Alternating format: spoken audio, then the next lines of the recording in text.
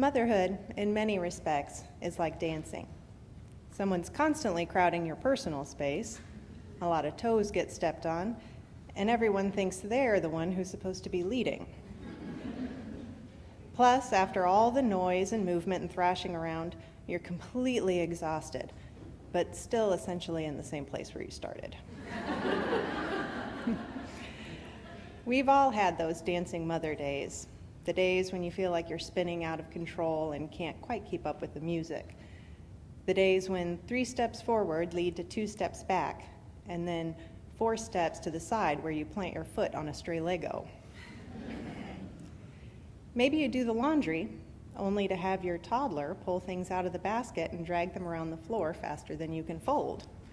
Rewash, 2, 3, 4, and fold, 2, 3, 4.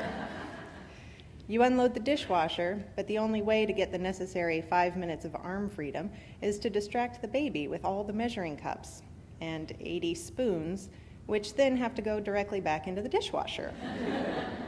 Sigh, 2, 3, 4. Spin your wheels, 2, 3, 4. You're so proud of yourself that you clean the kids' dry toothpaste dollops off the bathroom sink, then you turn to see the baby headed toward the toilet with your cell phone. Pivot, 2, 3, 4, and lunge, 2, 3, 4. Your toddler outgrows her crib, and you're ecstatic when she falls asleep in her toddler bed, until you wake up at 3 a.m. with her head on your pillow and her foot in your spleen. Toss and turn, 2, 3, 4. Stare at the ceiling, 2, 3, 4. You finally convince your picky eater to try carrots, but she doesn't like them and decides to boycott all orange foods. Start all over, cha-cha-cha.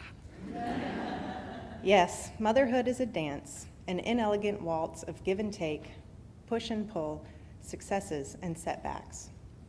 Most of us have days when we'd like the music to just stop for a minute so we can rest our feet, and sometimes we can barely remember how we got to this endless party in the first place.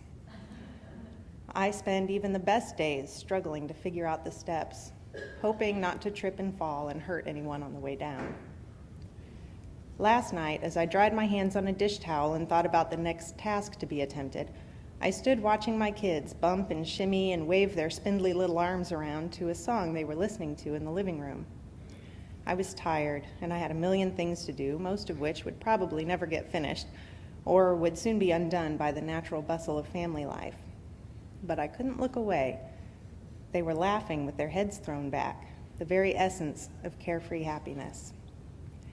So when they noticed me watching and stretched out their hands, some still dimpled with baby fat, some with chipped purple Hello Kitty nail polish, some surprisingly grown up with hints of dirt under the nails, what could I do but join in?